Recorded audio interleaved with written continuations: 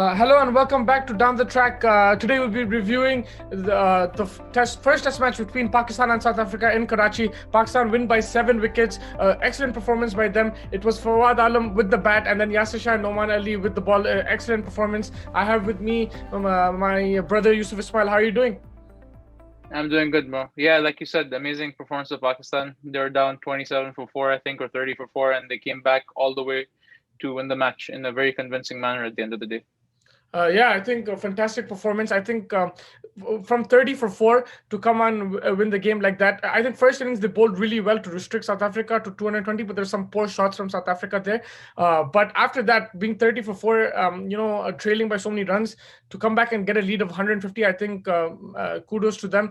Well supported by Fahim Ashraf, Azhar Ali, and even the tail, Yasir Shah and Noman also contributing with the bat. But it was Fawad Alam show. Unbelievable. I don't know where he's been hiding all these years. I mean, he's not been hiding. He's just not getting the chance by the selectors. He was being hidden by the He was being hidden by the selection committee. But at 35 years old, he showed that a prime for Fawad Alam should have been selected in the past. But like the past, you can't do anything about it. Now he's making it count at this age as well, at this time, and I think can't be happier for him. He's just unbelievable. It's a great lesson for kids in sport, in life, even in cricket itself. It's a great life lesson, and sport teaches you so many lessons, and this is a lesson to never give up. 100%. And it's like you can argue that, oh, this is at home, it's Karachi, and he's playing in home conditions, but no one complains when Australians exploit bounce in Australia, or the English bowlers exploit the swing in England. No one says that, oh, England are doing well because they're playing at home. It's like, fine, this was a home test match, but the situation was 27 for 4, second innings, and that's a precarious situation, and he just oozed class, he oozed patience, and he deserved the 100 that he made, right? And even the way he conducted himself after the innings, and I think after the match, where he was just saying, "This is all in God's hands. This is fate. I'm not gonna complain about the past. The past is the past." And that's so difficult to say. You can have so many injustices against you. You have the right to say that against me all this stuff happened, but that's also a lesson within this lesson, is like how to deal with adversity, but also how to deal with adversity when you're vindicated. So I think all around 2 thumbs up for Fawad Alam, man. Like he kicked butt, and he deserves everything that's being said about him right now. Yeah, and I think there's a lot of criticism before about his stance and stuff, but like Chandrapal did it. I think he's like an example of an orthodox stance, and if he was so successful as a Test batsman, so Fawad Alam can also be, and he's shown it. Like it's not just in Pakistan and in his home conditions. He's done it in New Zealand just recently on a difficult bouncy pitch against an excellent New Zealand bowling attack, right? Yeah. With Bolt, Sadi, Wagner, Jameson, he scored 100 like in the second inning. So I think all credit to him. He's shown it that he can do it away from home, at home, and he's a great player. I think he's a great player. Unlucky not to. He's a big match player. And something that Pakistan's been missing since the retirement of I don't know if you want to call them the golden generation, but the Inzamam, Yusufiana, Mohammad Yusuf and Yunus Khan, all these guys. He seems to be a big match player. Even Babar Azam is young, but this guy's like he steps up for the big occasion. And going back to Chandrapal, people criticize Chandrapal in the past too, but he's one of the greatest batsmen West Indies has ever produced, right? You can't argue that.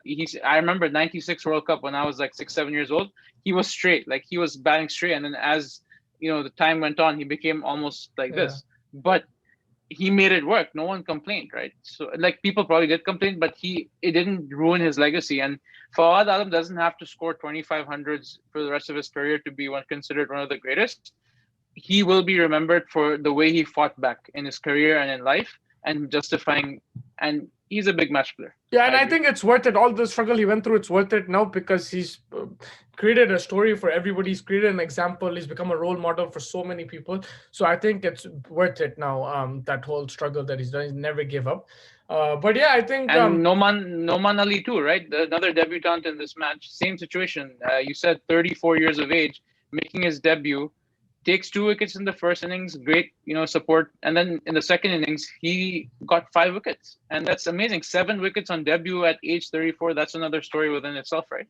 Yeah, unbelievable. I think, he came out, and at that age, on debut, I think he's proven that, like, he's a very skillful bowler. In those conditions, like with Yasir Shah there as well, like, I think he complemented him brilliantly. He kept taking wickets, put the pressure. I think he's getting good drift as well. On day one, there was not much strength, but he was getting good drift, and it was making it difficult Yeah. for batsmen to score off him. So I think, yeah, excellent debut for him at the age of 34. And like, that's also a really good story to tell, like, patience, that's what it is. You get rewarded for patience. And I think Yasir Shah Yeah. was brilliant as well. He bowled really With the well. bat too in the second innings With the bat as well. and the uh, first innings. Sorry, first innings. First Yeah. innings, yeah, he batted really well. And with the ball, both innings, I think he was Pakistan's best bowler. Excellent bowling, picked up wickets at crucial times, made it difficult, for the batsman. He used the short leg and silly made off really well. You could see he was getting that extra bounce. The batsmen were struggling to keep the ball on the ground. So Yeah. I think credit to him, the way he bowled, exceptional bowling, and he helped set up the win as well. So yeah, kudos to them. I think it was a comprehensive win for Pakistan. South Africa will be very What? disappointed. Yeah. What do you think? What do you think went wrong for South Africa? They had a couple of bright spots like Elgar in the first innings. Second innings they were 100 and 47 for one or something like that. Top three made majority of the score, like Markram 74, Elgar 29, Van der Dussen 64. So South Africa were on course to overtake the lead and in fact maybe set Pakistan a tricky target, right? So what do you think overall went wrong with South Africa in this? Because even in the first bowling innings for South Africa when Pakistan fought back, it's like I think that deflated them. So what's your take on South Africa in this test match? I mean, they won periods of the game, but they went there for the long haul. Like in the first innings with the bat, they threw away their wickets. It's simple as that. They should have posted 350, 400 easily on that wicket, but they threw Yeah, away their wickets. Van der Dusen was run out. Bavuma was run out. I think Quinton de Kock played a very poor shot, like I mentioned before. There was a short delivery, pulled it straight to mid wicket. So yeah, there was some poor shot selection.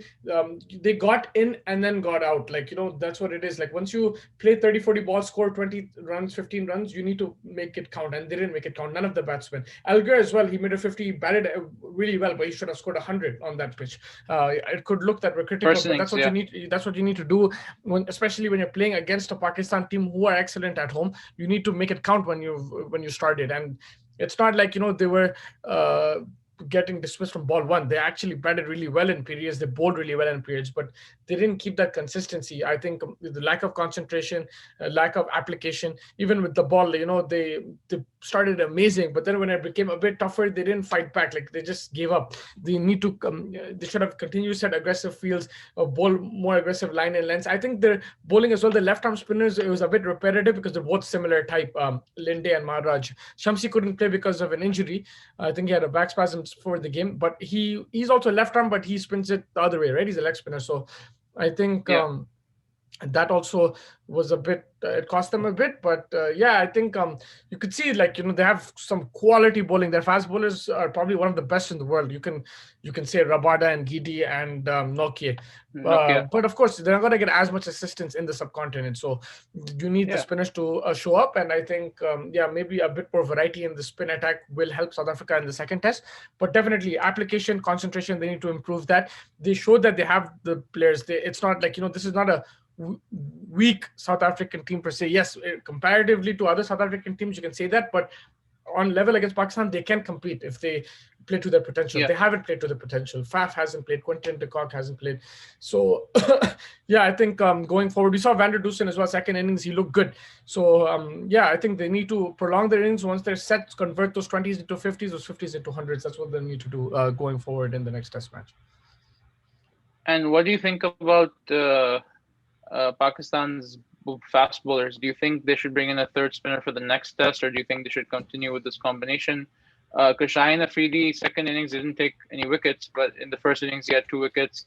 Hassan Ali back in the team. Fahim Ashraf, again, didn't contribute as much in the second innings, 9 overs. So do you think Pakistan are set in their squad, or do you think they need to make changes to their fast bowling, add a spinner? Do they have a spinner in, I mean, if it reserve. turns, if it's going to turn more in the next game, like if the pitch is a turning pitch, then you can add a spinner. But otherwise, Fahim Ashraf, he'll bowl you those few overs. He'll hold one end up, and then he'll contribute with the bat, right? He made 50 odd in this game, right? If I'm not mistaken. So, Yeah. um, Yes. so I think he will He contribute with the bat. made 64 in the in 54. this in Yeah, so the he'll second contribute with first the bat. innings. He'll hold the end with the ball. So unless it's a rank turner, then yeah, I think this squad, like you don't want to disturb a winning contribution, winning combination. I think Hassan Ali Yeah. was slightly disappointing in the first inning, especially he gave Okay. too many boundary balls in his first spell itself. But he'll improve. Yeah. I think if he can improve, get the ball to reverse, he'll be a dangerous bowler. He was so talented. Like I saw him in the Champions Trophy in 2017 in Pakistan. One just unbelievable the way he used to reverse the ball. So I would like to see more of him improve, like learn from his mistakes. If he can do that, then well and good. Otherwise, in the next series going forward, Pakistan might have to look to another bowler. But Shaheen Afridi is class. I think he's really good. He in the first innings itself, He's established himself in the last couple of years. He's established yeah, himself I as think the he's spearhead of the wicket. yeah, I think he's the best bowler right now, fast bowler. And he gets the ball to move even in these conditions. He bowled a really good ball to Markram in the first inning. So I think Shaheen Afridi will always cause problems. You get a wicket here and there. Yes, like on these pitches, sometimes you will go wicketless, but it's always for fast bowlers, if you can keep running in, you will get rewarded. So I think he's a class bowler, and I think they should stick with him for a while. And yeah, let's see how that goes. But I don't think they'll disturb a winning combination unless there's an injury or the pitch is completely different. And what do you think of Babar Azam's captaincy? I think captained well. Just his first test, I think, right? I think he captained well. Yes. I His players did a lot for him in this game. I think Yasir Shah was brilliant, but I think he attacked well. He kept a silly mid off there. He kept a short leg there. So field placements was good, and a really good start to his captaincy career. Let's see how it goes when the situations get a bit more difficult. But yeah, I think some individual brilliance helped him in like Fawad Alam, Yasir Shah, Noman Ali as well. But at the same time, I saw some good aggressive fields, and I think it was good captaincy. Yeah, and just to end the match, Fawad Alam hitting the winning runs for the boundary, it's like poetic justice. It's like Yeah. you couldn't have ended that match any other way. Yeah, you called it, I think, brilliant. He deserved it, and poetic Sorry, we're just justice. big fans of him. Like we love the fact that he's had such a good run in the last few months, and he getting what he Yeah, deserves. and he So deserves all the applaud and credits that he gets. He gets all the adulation right now. He deserves it. So, yep. Like I said, whatever we say, it's less. Like it's incredible story. yep, I think that's all we have Yep. for this test. I think Pakistan well played. I think South Africa have to go back to the drawing board a bit to rethink a few things, be a bit more disciplined. But it's shaping up to be an awesome series. And we'll catch you when we start the second test and review the first day of that. Yeah, for sure. Thank you so much for joining me. It was a lot of fun. It was a great test match, and looking forward to the next one. Take care and have a good night. You too, man. Take care.